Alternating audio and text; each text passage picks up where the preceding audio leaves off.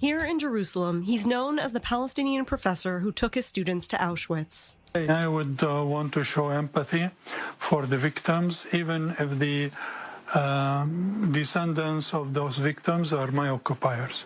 And in this way, I'm respecting their memory. Professor Mohammed Dajani made headlines when he faced backlash for organizing a trip to Nazi death camps, what led to his ultimate resignation from his post at Al-Quds University. Angered vandals even set fire to his car. Today, Dajani has a mission, teaching about the past to create a brighter future. I think it's important for Palestinians and for Arabs and for Muslims to learn about the Holocaust. And I think they should depart from politicizing the Holocaust and the heritage of the Holocaust. Holocaust education in the Arab world is largely considered taboo. Dajani showed us popular books about the Holocaust from Lebanon, Jordan, and Egypt, with titles like Holocaust and the Jewish Lie.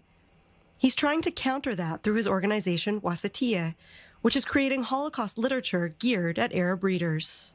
It is time for both the Arab countries as well as the Muslim countries to be able to recognize what has happened and to find in their heart the courage to move on from the past and try to see things as they are. Palestinians often refer to the events in the region in 1948 as the Nakba, or catastrophe. It's the year of independence for Israel, but for Palestinians who were displaced, it's a mournful day. Palestinian narrative often draws comparisons between the Nakba and the Holocaust.